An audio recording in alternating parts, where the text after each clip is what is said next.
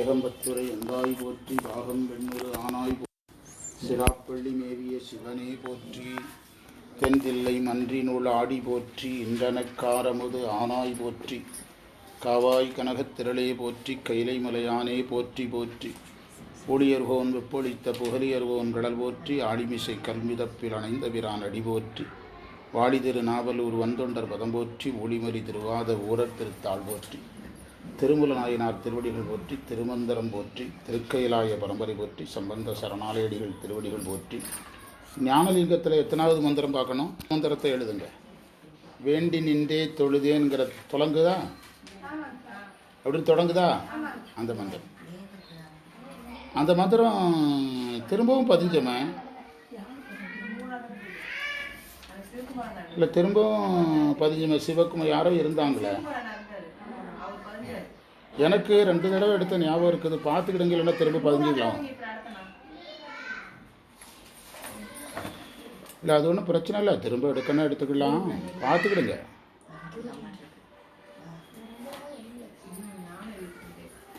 அந்த மந்திரத்தை எனக்கு எடுத்த ஞாபகம் இருக்குது.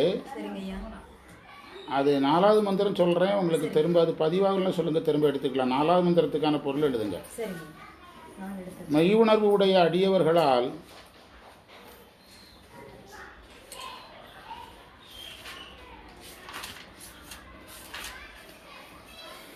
யாவருக்கும் முன்னே மேலே உள்ளவன் எனவும்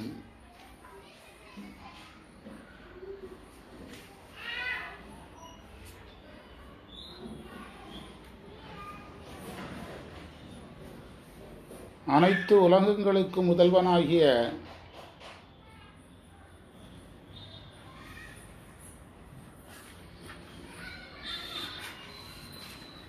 முழுமுதல் தன்மை உடையவன் எனவும்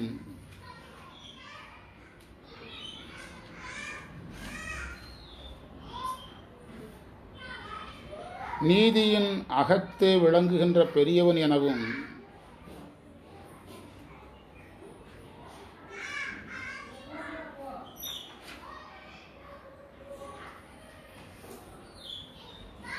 இயல்பாகவே பாசங்கள் இல்லாதவன் எனவும்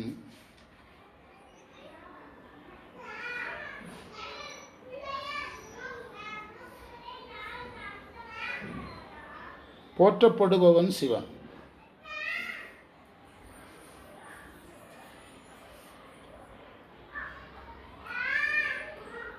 அவனை அறிவதற்கு அடையாளம் மாது ஒரு பாகன். இந்த மந்திரம் நான் நடத்தவே இல்லை, இப்போதான் நடத்துகிறேன். குறிப்புரை: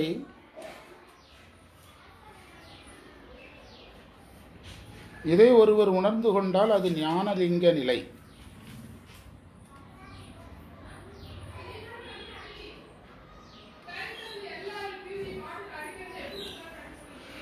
சோதியை சிவனாக பார்க்க வேண்டும் என்பது செய்தி.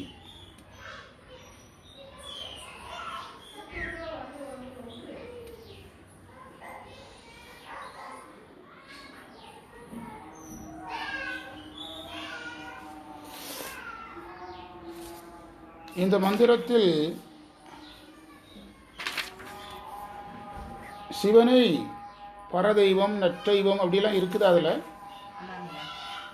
இருக்குதா அந்த மந்திரத்தில்?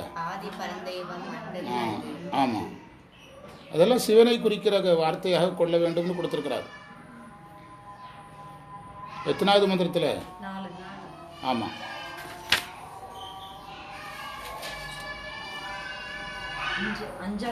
அஞ்சாவது மந்திரத்தில் தான் அதெல்லாம் வருது. இப்போ நம்ம எழுதுனது 5வது மந்திரத்துக்குள்ள செய்தி தான். ஆதி பரதெய்வம், தெய்வம் தெய்வம் என்று சொல்லுகின்ற எல்லாம் சிவனை குறித்ததுன்னு எடுக்கணும். என்று சொல்லுகின்ற எல்லாம் சிவனை குறிக்கிறது.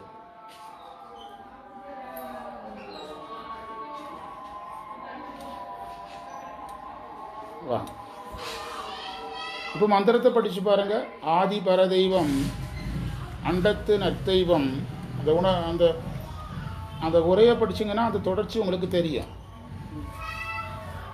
அந்த ஆதி பரதெய்வம் தான் யாவருக்கும் முன்னே உள்ள மேலே உள்ளவன் அப்படின்னு எழுதியிருக்கீங்களா? சிவார்ப்பணம்.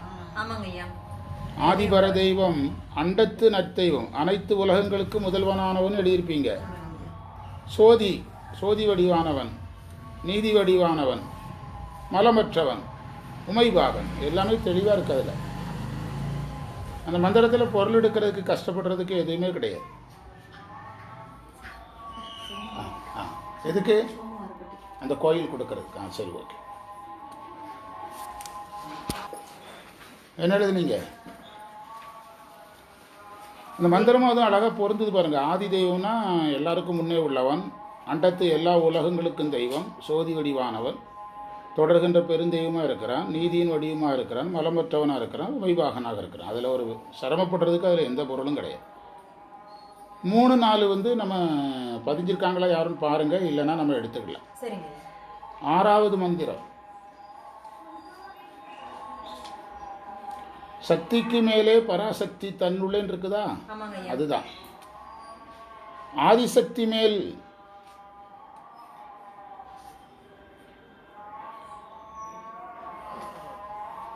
பராசக்தி இருக்கிறது.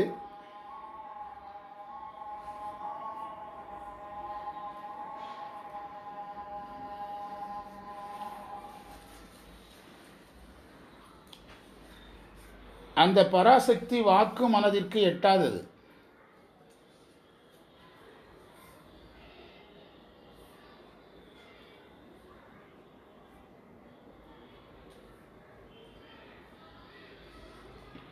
அது சுத்தமானது,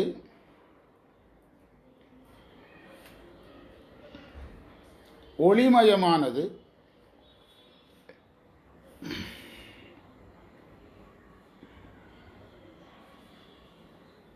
சுத்த சிவநிலை எனப்படுவது.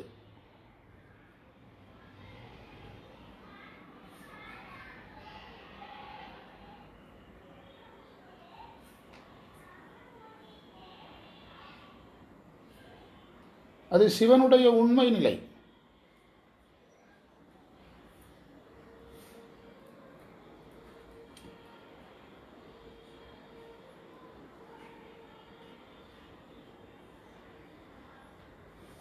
ஞானசக்தி, கிரியாசக்தி இவைகளெல்லாம்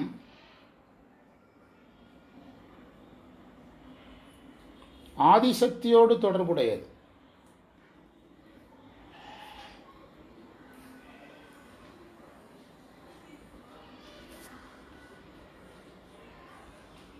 சிவன் ஆதிசக்தியோடும் ஞானசக்தியோடும் கிரியாசக்தியோடும் பொருந்தி நிற்பான்.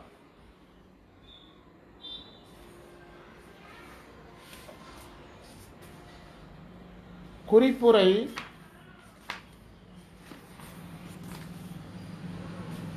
சிவன் இந்த சக்திகளோடு பொருந்தி நிற்பது அவனது பொதுநிலை.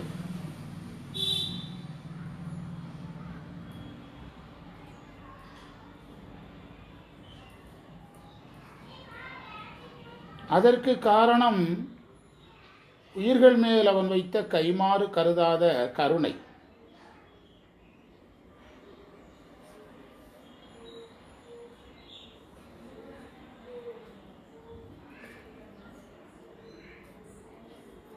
இவ்வாறு சிவனை ஒருவர் உணர்ந்தால் அது ஞானலிங்க நிலை.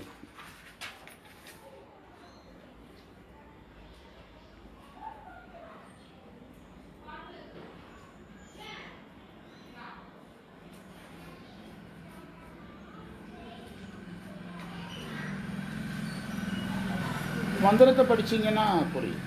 சக்திக்கு மேலே பராசக்தி தன்னுள்ளே. சக்தி வேற, பராசக்தி வேற. சக்தி என்பது ஆதிசக்தி, பராசக்தி என்பது அதற்கு மேலே இருக்கக்கூடியது. ஆதிசக்திக்கு இன்னொரு பேர் மறைப்பு சக்தி, பராசக்திக்கு இன்னொரு பேர் அருள் சக்தி.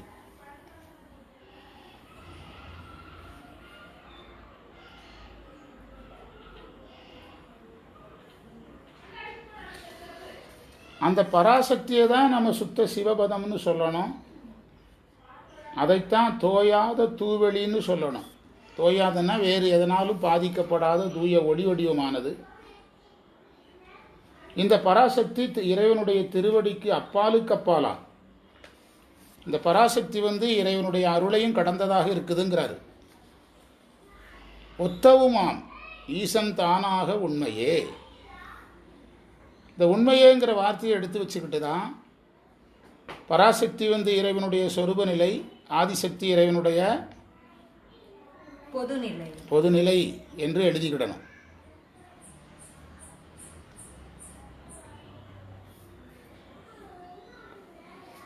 இது ஒருவருக்கு தெரிஞ்சிட்டுனா அதுக்கு ஞானலிங்க நிலைங்கிறார்.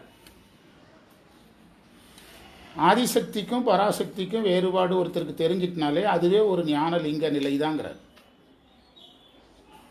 ஆதிசக்தி எத்தனையோ பிரியும்னு எழுதுனீங்க. ஆதிசக்தி ஞானசக்தி கிரியாசக்தியாக பிரியும், இச்சாசக்தியாக பிரியும்னு சொல்லலாம். ஆதிசக்தி, பராசக்தி, இச்சாசக்தி, கிரியாசக்தி, ஞானசக்தி எத்தனையாச்சு? 5. ஆதிசக்தி, பராசக்தி, இச்சாசக்தி, கிரியாசக்தி, ஞானசக்தி 5. அப்படி பிரியும். அப்படி பிரித்து பார்த்தீங்கன்னா அது ஆதிசக்தின்னு சொல்லணும். பிரிக்காமல் ஒரே சக்தியாக பார்த்தா அதுக்கு என்ன பேர்? பராசக்தி. அது பரானாலே மேலான சக்தி, ஆதிசக்திக்கு மேலானது. பராசக்திக்கு இன்னொரு பேர் சுத்த சிவபதம். அது எதில் அழுந்தாதது, ஒளிமயமானது. இறைவனுடைய திருவடிக்கு உருவம் உண்டு, ஆனால் பராசக்தி எதையும் கடந்தது? உருவத்தையும் கடந்தது. அதுதான் ஒத்தவும் ஈசனாம், அதையே சிவபெருமானா நம்ம பார்க்குறோம். அது சிவபெருமானுடைய உண்மை நிலைன்னு முடிக்கிறார். இன்னொரு 3 மந்திரம் இருக்குது. இதை முடித்தோம்னா தேவாரம் பார்க்கணும்.